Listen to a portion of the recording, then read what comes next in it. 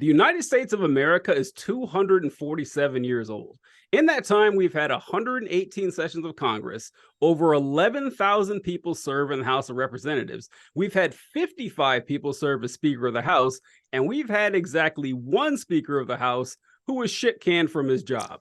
When that honor goes to the, invertebrate human being, Kevin McCarthy. Now, Kevin McCarthy made a deal with the most radical wing of the Republican Party.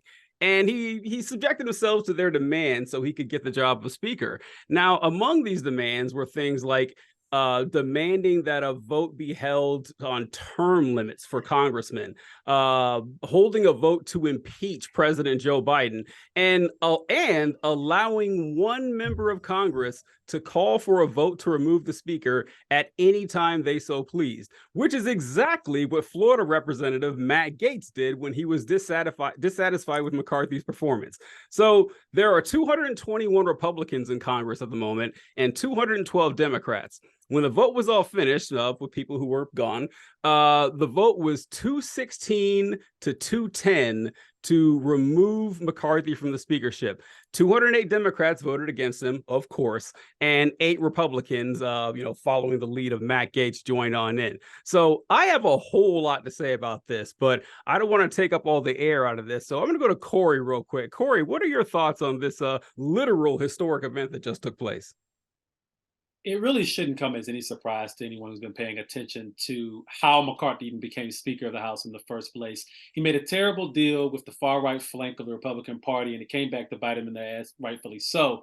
I think one of the biggest things that surprised me the most about it was that McCarthy actually basically lost the Speaker of the House position for doing his job. Like, he lost this job because of his negotiating with the Democrats, first to avoid, going over the debt ceiling, and then more recently to avoid a government shutdown, which he really had only avoided the government shutdown for like 45 days. But still, because he actually worked with Democrats, Matt Gaetz was like, no, we're not going to have this. I'm going to, do this motion to vacate. And of course, the Democrats joined in, like you said, with those 8 Republicans and kicked him out of there. And honestly, I think he's relieved to be out of there because now he's not going to be held hostage by these far-right Republicans anymore. But I do not feel, I'll say this, I feel really sorry for whoever has to actually end up replacing him in the long term, because I don't really see how Republicans are going to do it. How are they going to find someone who is going to satisfy that far-right flank and all the moderates and all the people in the middle? I don't really see how it's going to be done, but I mean, what are your guys' thoughts as far as like some of the names that are being thrown out there for the replacement? Well, they threw out Jim Jordan, Steve Scalise, but the best one is Donald Trump. That is the best name that's been put out there that I'm secretly hoping it'll happen. It won't, because even if Trump would accept the job of speaker, he's going to be tied up in court for the next, year. So he's never going to have time to serve as Speaker of the House. But I think it would be fantastic for the Republicans already look bad enough. I mean, they are already showing that they're not a serious party at all, and they can't govern. It took them, 500 votes to get McCarthy the speakership in the first place, and then they ended up firing him. So they're not looking good to the American people. They would only look a lot worse with Donald Trump. But I don't know. What do you think, John? I think, first of all, I can't even give you an answer as to like who's. I don't know enough about the Republican infighting in politics to know anything about like individual candidates for speaker other than Trump. Watching Trump like govern under Biden's presidency would be the funniest reality show that we've ever created on the face of the earth. Would it suck that like it would be absolute terrible for like people? Yeah, sure, but it would be funny. It already is. So hey. I agree that's being thrown out. It won't happen. He'll never accept number 2. But that being said, I think that I have like I'm surprised I haven't seen too much from people on the left, and I'm very interested to know if people agree with me or not. But I'm totally on the side of Matt Gaetz and is doing the right thing. He's doing the wrong thing the right way. That like I wish that the squad would do what Matt Gaetz is doing. Like, is it Gaetz or Gaetz? Who gives a shit? Gaetz. Gaetz. Either way, don't matter. Because what he's doing is what like the thing like the one person can like start a vote. Yeah, no, that seems more democratic. Like that seems like a good thing for us in general. Like we should be able to recall the speaker at any time. We should be able to do these things. And does he have a lot of bad things he wants to do? Yeah, no, I don't agree that we should let the government go into default. But I wish that since this leverage now exists, the farther left flanks would push the Democrats left with threat of doing this to them. And I know it's not going to happen, but like I want it to. I don't know. I know that would also be a bad look for Democrats in general, but it's how you get shit done. What do you think, Ryan? I mean, first off, I want to go back to what Corey said. It's very important to point out that the reason they ousted Kevin McCarthy is because he was not extreme enough for them. Mm-hmm. You know, that was why that group was pushing it. So then the question becomes, okay, so who's in line next? You know, let's talk about Trump first. There is currently a rule in the House called a temporary step aside of a member of leadership who is indicted. It's a member of the Republican leadership shall step aside if indicted for a felony for which a sentence of 2 or more years of imprisonment may be imposed. Hate to break it to a lot of those people, but he's got 90 plus of them that several of them carry more than 2 years of imprisonment. So unless the Republicans want to change their own rules before they do this, Trump isn't eligible to be speaker. So then we have to look at, oh, and by the way, Jenna Ellis, hi, love you. I'm going to talk about you for a second. So she did a nice poll for us yesterday on Twitter and asked who should be the next Speaker of the House. And she was kind enough to add Hakeem Jeffries into the vote. Now, you can only imagine how that ended up. And that is that Hakeem Jeffries blew everybody else out of the water. Jim Jordan was second, and he was very far behind. So her own people, she has 1 million followers. Her own people, her own followers are saying, Hakeem Jeffries is probably the right guy. So, but let's talk about Jim Jordan for a second. Jim Jordan is the one that actually has a fair shot of winning here. That's the unfortunate reality. And then why is it unfortunate, folks? Because Jim Jordan has, for 500 plus days, ignored a congressional subpoena to show up and say something under oath to say, this is what happened. He won't do it. And you want to know why he won't do it? Because he'll have to sit there and plead the fifth the entire freaking time, which will show everybody how guilty he really is. So that's the person that the Republicans are about to put in the speakership and give that kind of power and put third in line to the presidency, is somebody who is legit supporting domestic terrorists, and he's about to be third in line to the presidency. So my thing going into it was, okay, the Democrats voted to remove McCarthy, but here was my take on it. Why? Leave his ass there.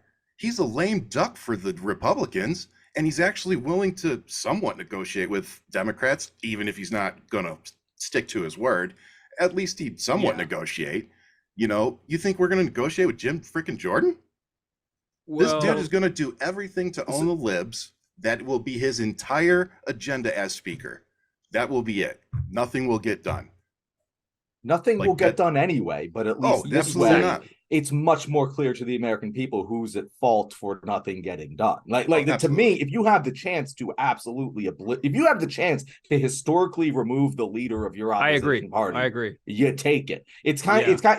To me, like that argument is like complaining that you scored a touchdown at the end of regulation instead of kneeling at the one. It's like, yeah, like even if I were to grant that maybe that would increase your chances of doing good, you take the fucking touchdown as a point of principle. I totally agree with that, but at the same time, I can also see the perspective of, okay, if I'm a Democrat, if you've got like say 5 or 10 Democrats who are moderate, they're running in swing districts, you know, they're going to have, you know, very contentious elections anyway. You know, maybe reach out to McCarthy and say, hey, you strike a deal with us, maybe we'll save you. And then now problem, and you got another group of people that you have to be beholden to other than these far right Republicans who obviously, you know, are going to be way too extreme, and you're never going to be enough to satisfy them. However, I do agree that that's a very risky proposal for both parties involved. The Democratic Party honestly just didn't think that they could trust McCarthy enough. And if you think about, you know, the fact that McCarthy has capitulated so much to far right Republicans and their desires to impeach Biden and all these things, there wasn't really a whole lot of political capital they could gain for saving McCarthy. And it was really on McCarthy to reach out to them and say, hey, you know, come help me out. I'm also kind of surprised that McCarthy didn't reach out to Trump. Where we're talking about Donald Trump possibly being speaker. I'm surprised he didn't reach out to Trump to say, hey, maybe you should try to help me here. Although I don't think Trump would have done so. But that could have been a last minute gambit to try to keep his job. But ultimately, I think the writing was on the wall for McCarthy. Back in January when it took him so long to get the position in the first place. Yeah, I never thought they'd boot him out, though. I honestly didn't. Well, so it is a little surprising to me that they actually did, because Gates is like the Republicans lose in every conceivable metric and in what just happened. Like, no, the Republicans don't win anything at all. Yeah, I don't They're see embarrassed on a national scale. They have no speaker. Nothing can be pushed. The only person who wins is Matt Gaetz, It's Gaetz, yeah. Matt Gaetz is the only, and so no one really thought that one person would go full kamikaze and he's destroyed his entire congressional career, which he's probably going to run for governor anyway, so he's fine with that. So other people who want to preserve their seats would never do something like that. Yeah, he pissed off hundreds of fellow congressmen that were Republicans, and but to Ryan's point, actually I can't remember. Oh, no, John's point. There's so many points on this entire story. He said that white people all look the same to me. But that's fair. That's fair. And we both have beards. At least it's like all you have to go off is up here. We can't. No, it's when you're talking about why not work with the other party. And he refused to do that, because like if you remember, like when the vote to vacate was coming up, he would talk to Democrats. The Democrats said, hey, look, you offer us a few concessions and we'll support you. He gave them shit, gave them nothing, said no, it's not going to happen. And if they're not going to help, well then why would they come save him? But I remember now what John's talking about with the squad and like why Democrats don't do this more. Yeah. And I actually see kind of a problem with that, because while I agree, we all wish that progressive and leftists were a little bit more forthright and had stronger voices in Congress. We do have to face the reality that most Democrats are not of our stripe. So if they did something like this and they say, hey, we demand that Hakeem Jeffries or Nancy Pelosi put forward like the force the vote thing, and I don't think we win that way, because let's say they force the vote. All right, it's going to lose. If it doesn't lose in the Congress, it's going to lose in the Senate. If it doesn't lose in the Senate, Medicare for all, Biden said he would veto it. So it's a losing proposition that makes the party look bad. So I would never want what Gates did to happen to the Democrats, because I just don't think we would win that way. No, and I just want to point out too, an important thing for us all to remember is that the Democrats going into this also know that they have the Senate. So no matter what crap show happens in the House, if something crazy does crazy enough, like Jim Jordan does happen to get the votes somehow, and they start passing crazy stuff, it's going to die in the Senate. It's never even going to see Biden's desk. So maybe their plan all along was just to, you know what, we're going to remove McCarthy and let them try to appoint somebody. Who are they? Do you think they're going to get one Democrat to vote for Jim Jordan? No. No.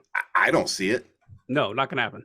So it's and if it's not going to be Jim Jordan, who is really the only one that's seriously being talked about, who's it going to be? Scalise? Like, oh God, who? Steve Scalise, my God. Marjorie Taylor Greene? Like, who are you going to get Democrats to actually vote for? That's the other thing here, that like it's not going to happen. But let's live in a fun world here. Why not? If the Democrats got 10 centrist Republicans to back one Democrat, it's over.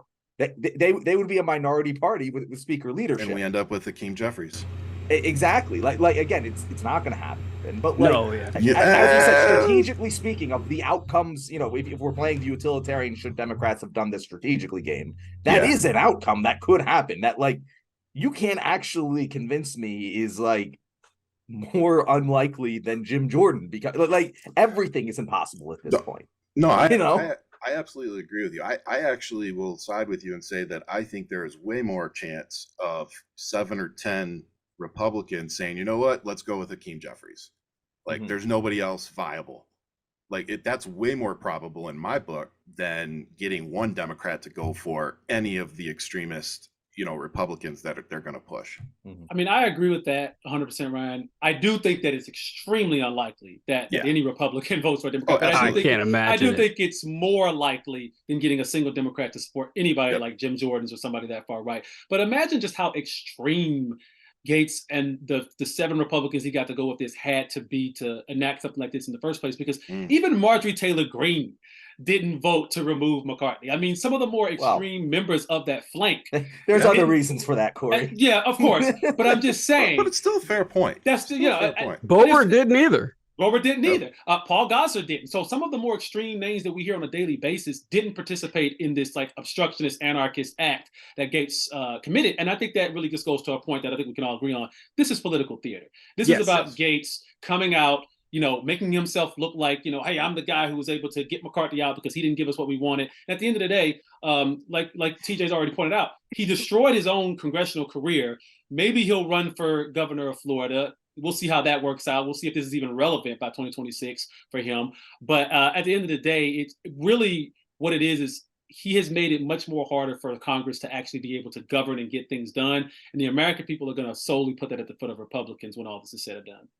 Amen. Yeah. Yeah, it was a big dick move by Gates. I gotta hand it to him. It's true. I mean, that's like no one thought he would do that. Big dick and no brain. Yeah, well, and I do have to that's say Gates. That's Gates for you. Yeah, so. and I do have to say that if I was under investigation by the FBI for sex trafficking minors, I'd want to shut down the government too. So I kind of get where Gates is coming from here, but. Yeah, I just don't see how it helps. I was going to say, which one are you referring to? yeah. Jim Jordan, or we need to specify right now. No, I mean the funny thing to me here is that you're right.